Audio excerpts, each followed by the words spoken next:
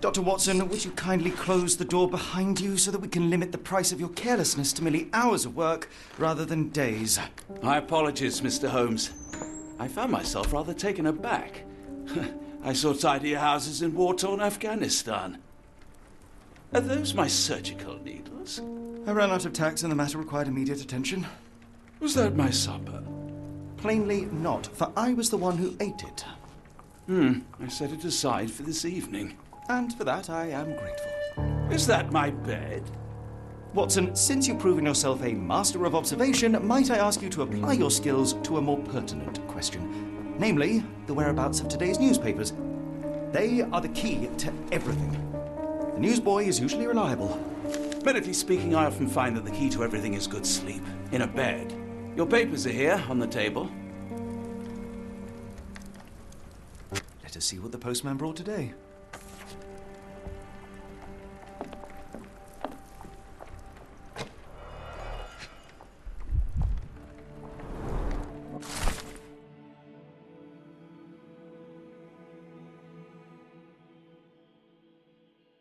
Local gossip, all of it uninteresting.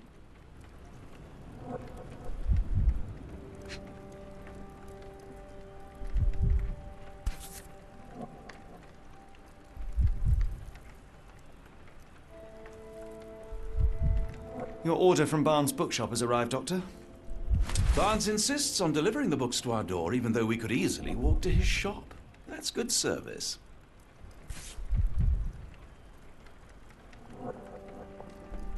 Another letter from Werner.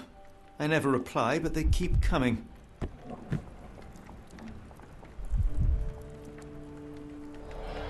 I don't see the Strand. Where is it? Pardon me? I am on the precipice of uncovering a pattern of crime across London spanning many months and involving many men. The missing paper cannot be a coincidence. That's preposterous. My dear fellow, life is infinitely stranger than anything which the mind of man can invent. Well, life used your newspaper to wipe its posterior, so after that unpleasant discovery this morning, I disposed of it. But in lieu of the Strand, perhaps I can deliver you something equally tantalizing. I have just returned from a patient of mine, Captain Stemwick, who... No, that will not do. Grab your coat, Dr. Watson. Let us hope nobody has collected the dustbin.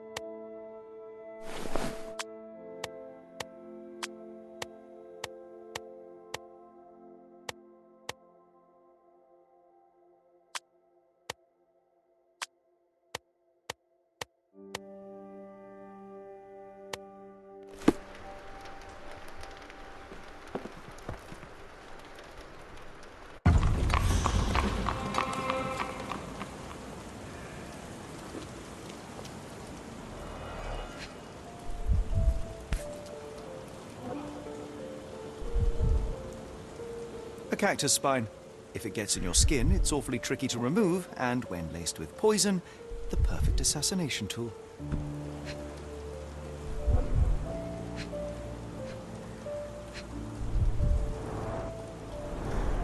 You were mistaken, Dr. Watson. The paper was indeed dirtied, but not how you implied. It's potting soil. See, Watson? The conspiracy is real. Someone tried to poison me. Poison? You? That's madness. Get the Strand! Get your copy of the Strand here! Sorry, Mr. Holmes. I just sold my last paper. Blast. Then why are you still here? Boss pays by the hour. No sense in returning early. You're a bright child. I presume you see everything that goes on around here? Nothing gets past me, mister. Then tell me, did you notice anyone suspicious at my door this morning? Like the man with your newspaper? Precisely. What do you know? I know the value of a shilling. Dr. Watson. Cool, now I can take the day off. Did you see what he was up to? Nah, not really. I saw him approaching your house, but I had a customer. Then there's a loud bang. I ducked down. Not because I was scared, because I wasn't. I had to protect the merchandise. And all I could see was him kneeling at your door. Which way did he go? Not sure. I was distracted by customers. Sorry. Can you describe the man you saw? He was carrying a lot of books. Up to his chin they were. Ever heard of a well-read assassin? Looks can deceive. Hence the appeal of disguises. All right. You earned your shilling. That'll be all. Thanks, Mr. Holmes. Maybe I could be your eyes and ears. If you have more shillings.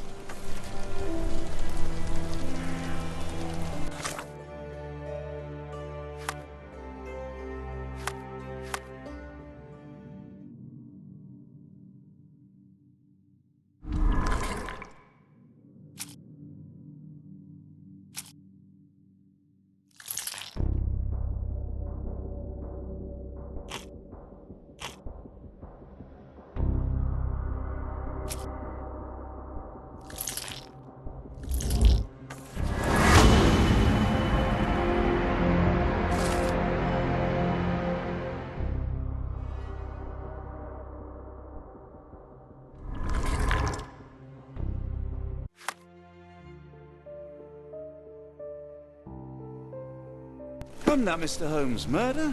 Yes, Barnes has his quirks, but he Get also the has his Strand. scruples. Get your copy of the Strand Not every here. pawn knows it's part of a game.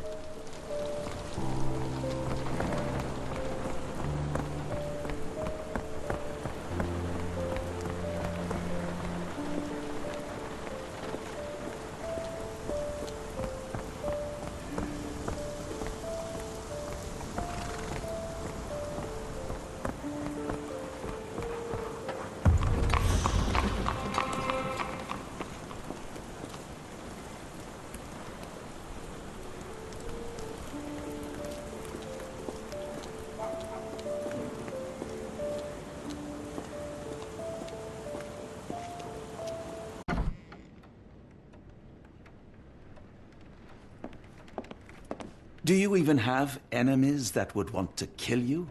Okay, perhaps from Cordona.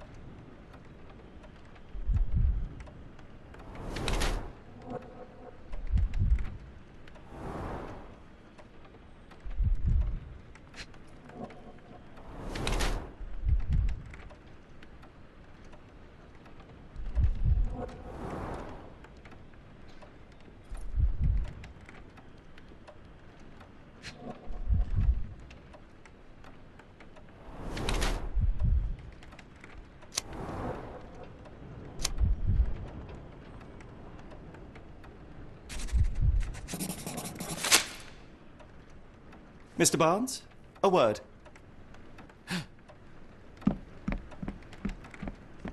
Ah, for goodness sake.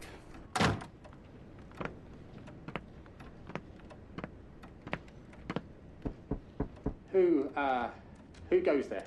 Sherlock Holmes. Now will you please... Mr. Holmes. Golly, I did not see you come in. Would you care to answer some questions for me? Well, I wish I could, but I am deep in the weeds with work.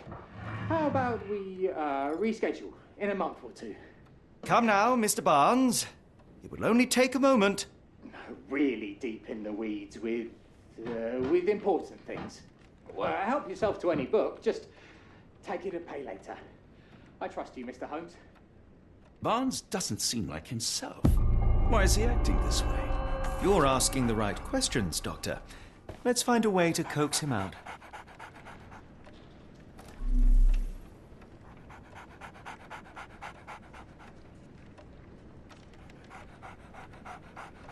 So, Barnes has a dog now. Who's a good boy?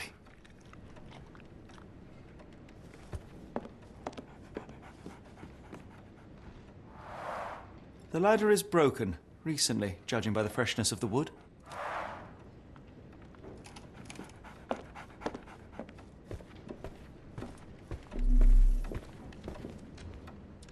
I could hardly imagine anything more macabre.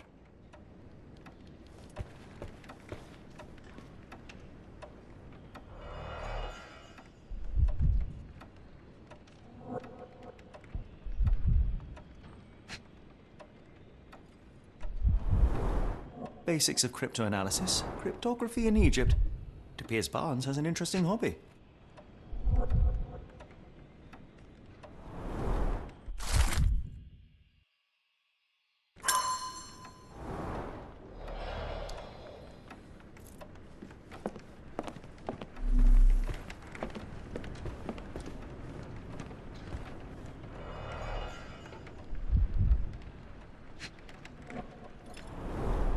In the language of Mycroft's secret agents, it's a sign.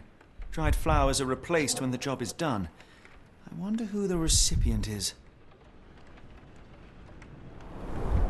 An improvised stand, but it does make the flowers more visible. The finest view London has to offer.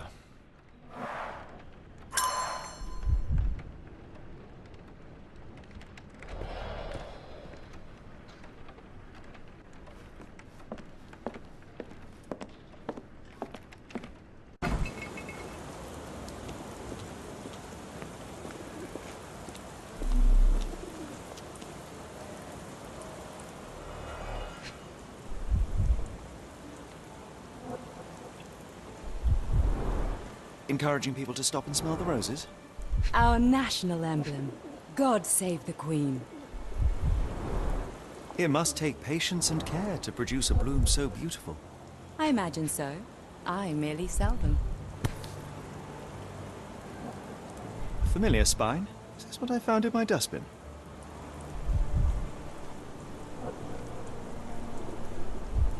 The pot is damaged. The blow was severe, but softened by something.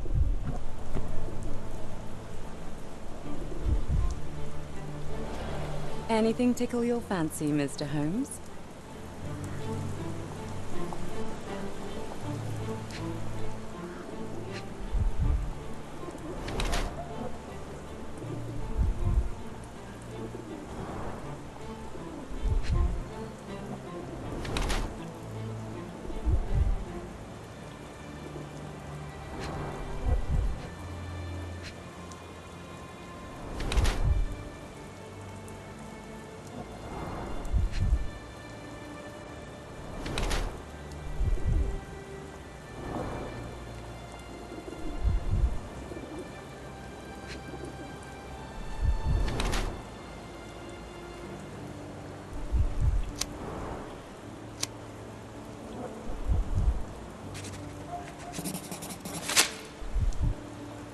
Mrs. Fleming, you look particularly lovely today.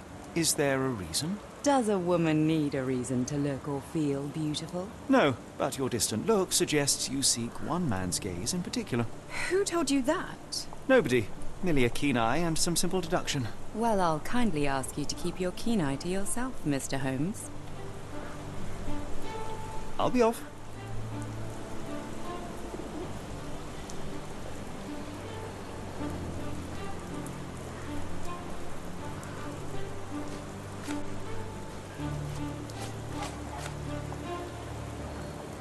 Are you familiar with Mr. Barnes? Yes. No, not really. Well, in a way. What on earth does that mean? I know who he is, of course, but we haven't shared much more than a look. A look? Yes. Each morning I go for a walk in the park with my dog, and most days I spot Mr. Barnes there with his new puppy, so we see each other. Actually, we once met briefly while our dogs played. He was quiet and seemed unsteady as he approached, but since then, we've never spoken. I often see him staring through the shop window. Sometimes I wonder what he thinks about that would etch such longing onto his face.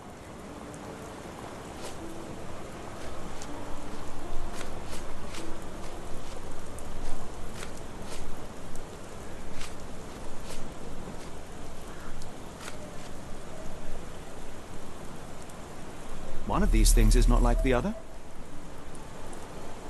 Come again? The cactus. Those fearsome spines can prove a devil to remove, and the sap is often toxic. And a rose thorn can give you tetanus, but we still grow them. The cactus seems comparatively harmless, though you have me thinking it must be valuable. I was under the impression that you knew its price already. Your guess is as good as mine. The first time I saw this cactus was when I came back from my break.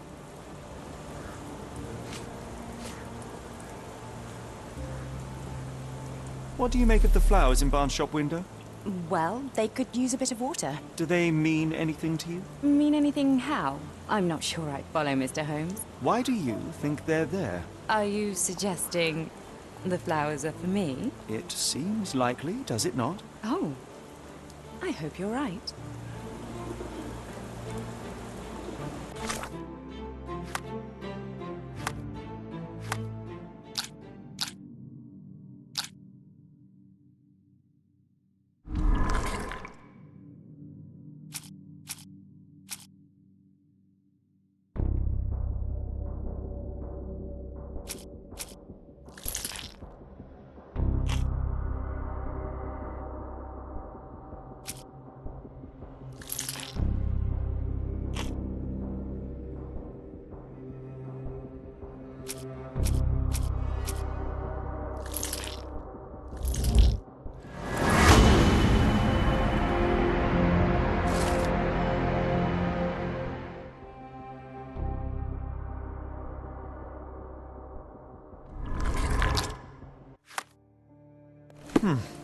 I think perhaps I have been chasing shadows.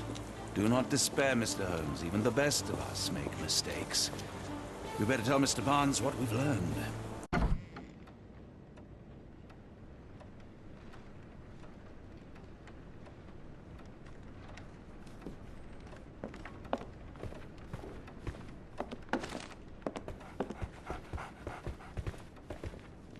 Mr. Barnes, I know what you did, and I know why you did it. I'm sorry, Mr. Holmes. I can't hear you very well from behind the door.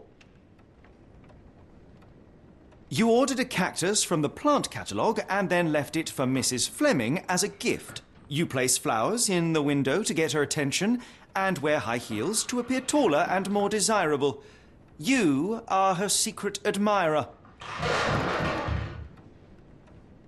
I couldn't read this morning's edition of The Strand because it was covered in soil and spines. I know you dropped a cactus on it and then fled. Barnes, it's Dr. Watson. Rest assured we are not interested in disclosing your personal affairs to anyone, including Mrs. Fleming. Please come out. All right, then.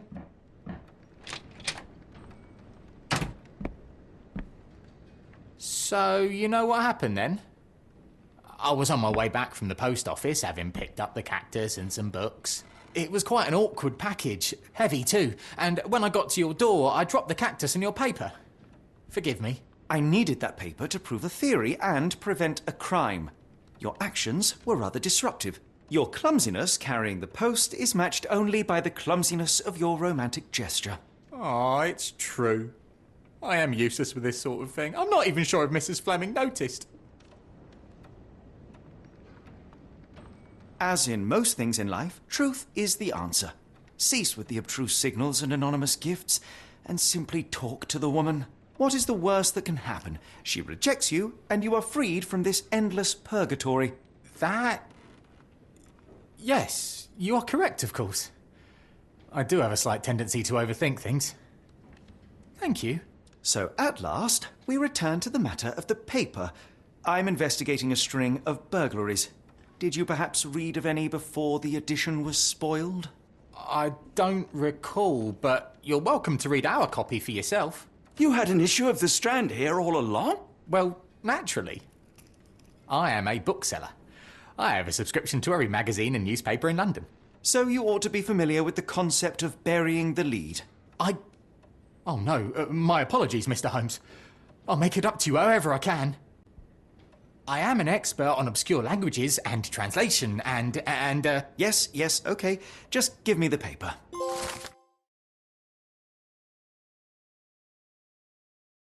Come, Dr. Watson. Let us put this matter behind us.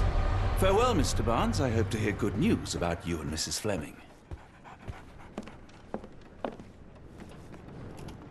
Well, that was an utter waste of time. An assassination did seem rather unlikely. There was supposed to be another burglary. I was certain of it. Something you wish to say, Doctor? No. Well, only that you have a remarkable faculty for deduction and pattern recognition. And that perhaps, if ill applied... I see things that are not there. Yes. It is London. There will always be burglaries. Doesn't have to mean anything. So it seems. Forgive me. Without something to occupy my mind, I turn into an entirely different animal. Which brings us back to my news from earlier. I think I have a case for you, a real one. Truly? Indeed. Though perhaps not as thrilling as your stories from Cordona. A patient of mine, Captain Stenwick, told me that his servant disappeared. I said I knew just the man to help. What do you say? Oh, Watson. Yes, I know it's not the most tantalizing mystery, nor the story to launch my writing career. But... It's brilliant. Let's go. Oh, good. Well, his house is nearby. Come.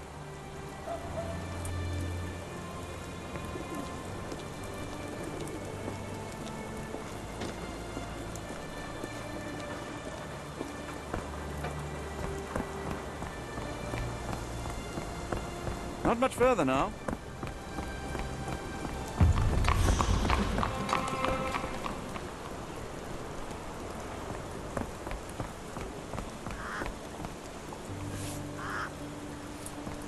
Stenwick is just down the street from Barnes's bookshop.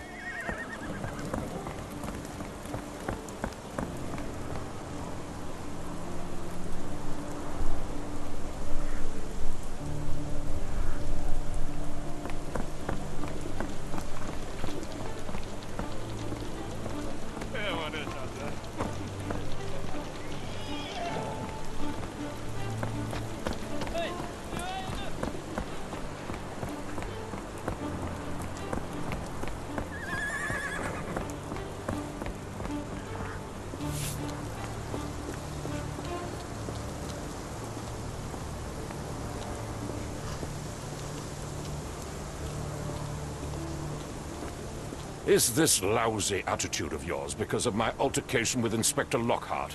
Did he put you up to this? Sir, the inspector has nothing to do with it. I'm telling you the same thing I tell anyone seeking a missing person. Good day, gentlemen. Forgive the intrusion. Captain Stenwick, this is my colleague Sherlock Holmes, the consulting detective I told you about. At last, a professional. This useless officer refuses to do anything about Kimmy here, my missing servant. What was your name again? I shall be certain to inform your superiors. Sergeant Ruffles, and it's my superiors who made this decision, sir. Have there been other disappearances lately? Of course, here and there. But when life is tough and opportunity comes knocking, you can't blame those who answer. Why has the police department decided not to help? We investigate murders, thefts, fraud, arson, real crimes. A servant walking away from his master is not our highest priority. That said, if we find Kimahia breaking the law, we'll be sure to notify Captain Stenwick. Now, I must be off. Best of luck in your search. You heard that, didn't you? The way that man spoke to me. I shall need your written testimony. Then we can lodge a complaint. Captain, perhaps Mr. Holmes' time is better spent learning about your servant, so that he may begin his investigation. Ah, yes. Quite right. Fire away. Tell me about Kimahia. He's foreign. A Maori. All the way from New Zealand. Biggest man you've ever seen, and as strong as two. Dark hair and fearsome tattoos. He doesn't speak a whit of English. Never bothered to learn. But I made do with pointing. I invested a lot of money in him, so he must be found. When did you last see your servant? Kimmy here normally brings me the morning papers, but yesterday I had to get them myself. He must have escaped the night before yesterday. May I see your servant's bedroom? His shack is in the garden. You can't miss it. Did you search the room? Of course, but only to check he wasn't lying dead inside. Everything seemed normal at a glance. Is there any reason Kimahia may have left? I should think not. He had all he could have wanted. Gainful employment, new clothes, and all the cabbage he could eat. Did Kimahir make off with anything of value? Heavens, no. I would have mentioned it to Sergeant Ruffles. Still, he must have fled with some money on his person. No. I kept his wages in my safe. For security. I take it this is the first time Kimahir has vanished? Undoubtedly. The man seemed terrified of the city. I think it was all the noise. He never left this estate. Should he cause any damage, I will bear the responsibility, for it was I who rescued him from savagery and brought him here to England in the first place. All right, Captain. I think I have enough to get started. We shall first take a look around the mansion. Go ahead. I'll be here, mentally drafting my complaint.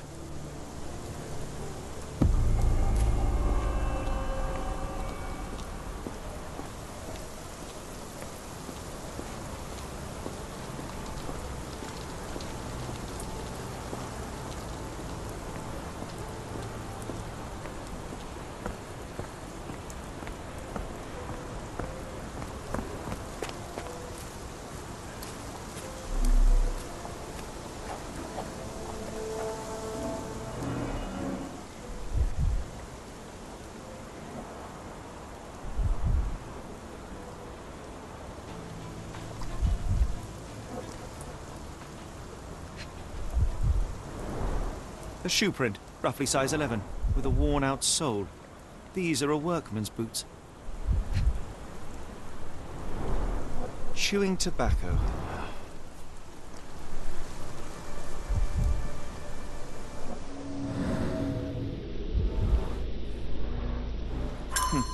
Looks like a knee print. Someone knelt here. The amount of chewing tobacco suggests they were waiting a while. Amazing, Mr. Holmes. To read the ground like an open book.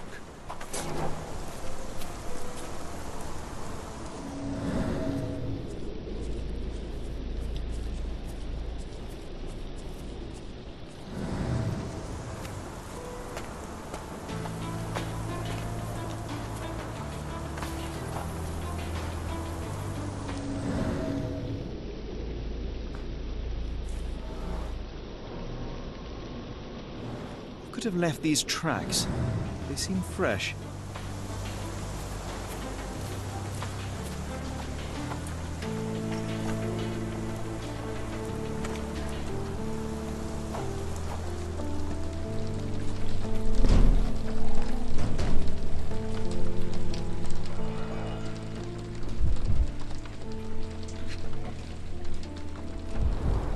A scrap of Hessian.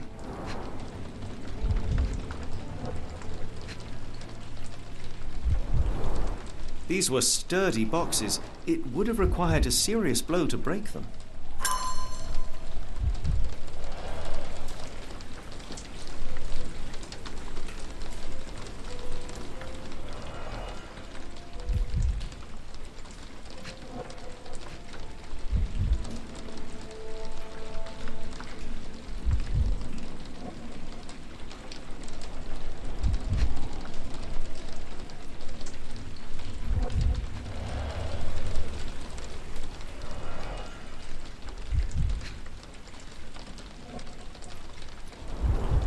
Impressive. The sack of grain retained the shape of an impact.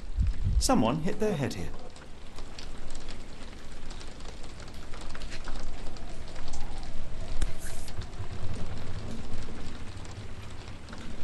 A small navy spyglass.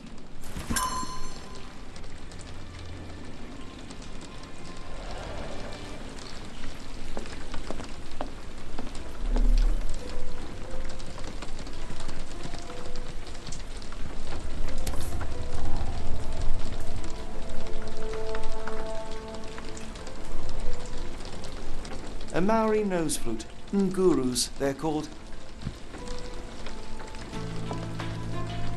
Clothes made of Hessian. Is Sten really so miserly?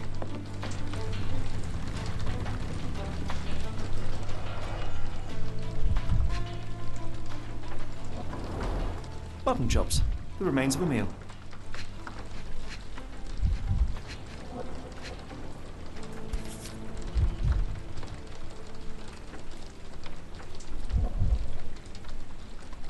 Heavy chemical odor. Lend me your nose, Doctor. Ah, I'll never forget that smell after my time in Afghanistan. The ashes are long since cold. That's an opioid, Mr. Holmes, a narcotic.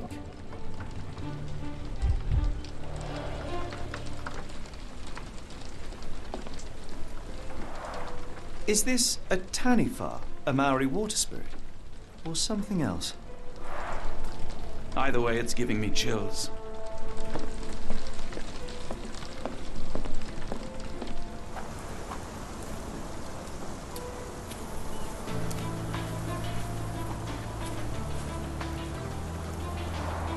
This lock is quite unusual. It appears that the key should be bent to the right.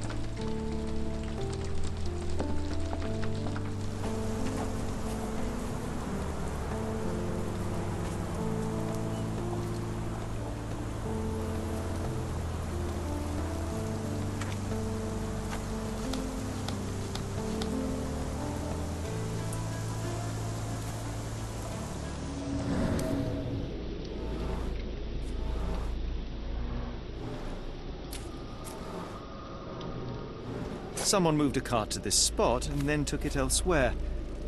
Can't see it anywhere in the garden.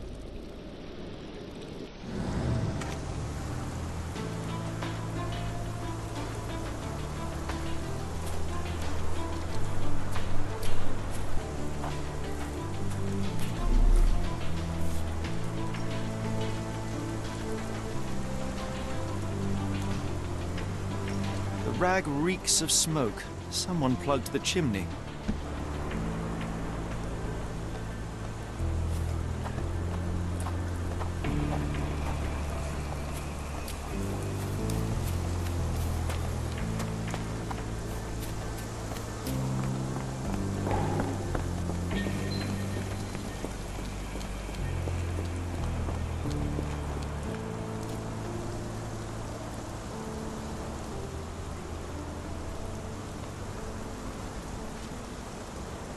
The door to your garden has an interesting lock. Yes, I have uncommon locks on every door of my mansion.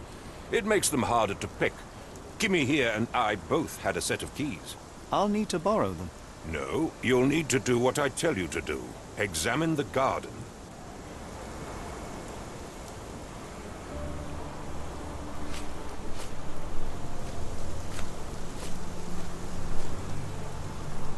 Has Kimahir ever indulged in tobacco? No, the man doesn't even drink. Are you certain? I found chewing tobacco in the garden. I controlled Kimahir's expenses since he struggled with the currency. I would have known if he used tobacco.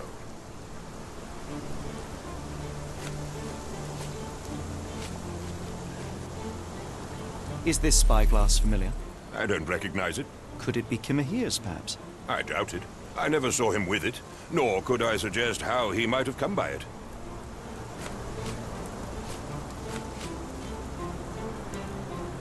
Do you happen to know Kimahir's shoe size? I wouldn't have the foggiest, but I'm sure it was enormous. Not that it matters. He spent his life barefoot. Despite my best efforts, he simply did not take to shoes.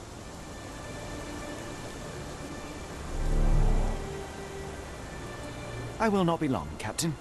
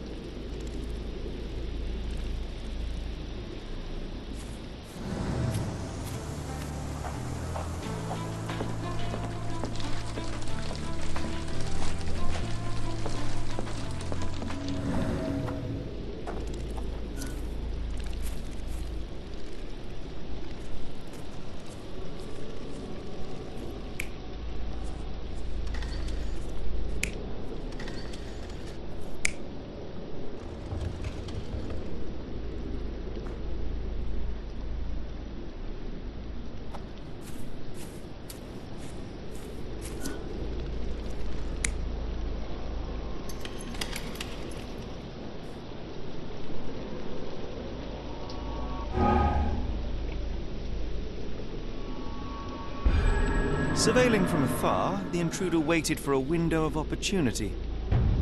When Kimahir went to sleep, the man crept up to the shack and slipped narcotics down the chimney pipe, then blocked it with a cloth. Kimahir inhaled the sedative and fell into a deep sleep. The intruder tried to move him, but the man was heavier than expected. The intruder fell on the sack and dropped his spyglass. In order to transport the servant, he had to use the cart. The final challenge was opening the garden door. Luckily for our intruder, Kimahir had the key in his shack. Remarkable. It makes total sense.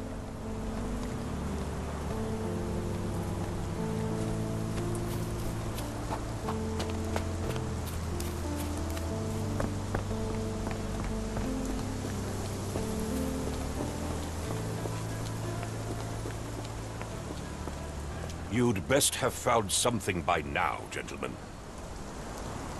I found the residue of narcotics in Kimahir's brazier. There are several explanations, perhaps your servant's recreational interest, or an attempt at poisoning. Cut to the chase, Mr. Holmes. I fear that someone may have spied upon Kimahir. Likely the owner of the spyglass I found earlier. It appears they were watching for some time, as there was an impressive amount of chewing tobacco on the ground. And your point? You said that you checked the shack earlier. Did you notice the cart tracks near it? Now, one ought to expect a servant to make regular use of such a thing. Indeed, I would have overlooked the detail were it not for the cart's absence. If, as you say, Kimahir never leaves your estate, then where did it go? I expect answers from you, Mr. Holmes, not questions. I won't keep you in suspense any longer, Captain. Kimahir was abducted by the owner of the spyglass. When your servant fell asleep, he slipped a narcotic into Kimahir's brazier to make him sleep even more soundly. In order to carry a man as large as Kimahir, the intruder stole the cart and rolled him right out of your garden. Now, hold on. All this simply to tell me what I already know? Why haven't you found him yet? I only arrived a moment ago. It is, frankly, incredible that I have already deduced so much. Every second you dawdle here, waiting for me to stroke your ego, is another second wasted. I'm not interested in the how, the why, or the who. I am only interested in recovering my investment.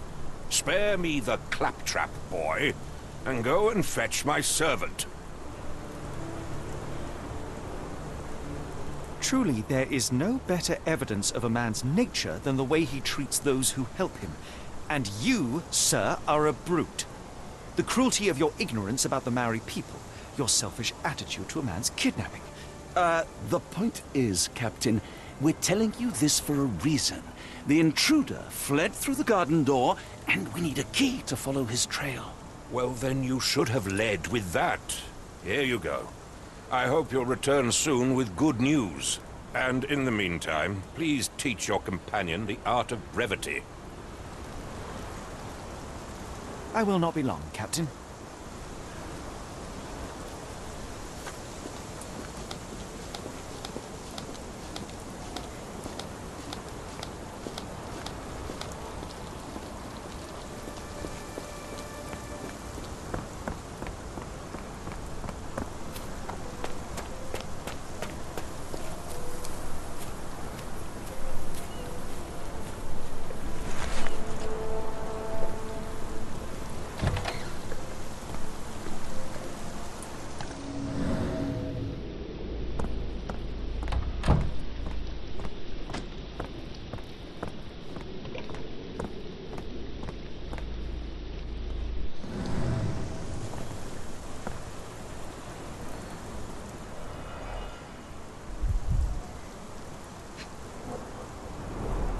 Sturdy rope, professionally tied in a Portuguese bowline.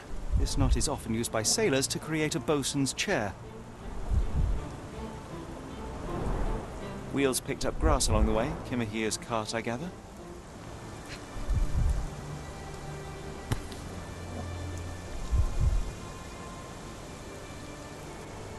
Roy Soulsby. Could that be the name of our man? A strange substance. I have my suspicions based on the color and consistency, But would you care to hazard a guess, Doctor? Well, it's odorless, but from the way it absorbs water, I'd say saltpeter. Then we're in agreement. Well done.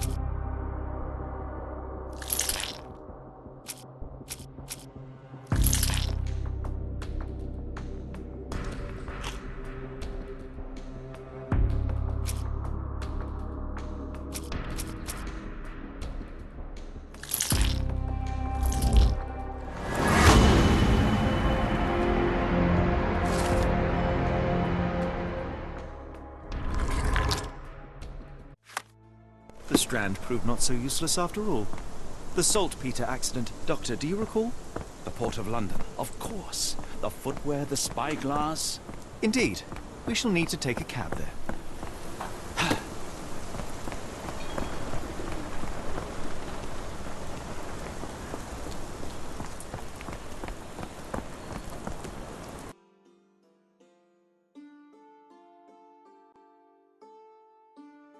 Where to, Gav? The Port of London, please. I will show you where to stop.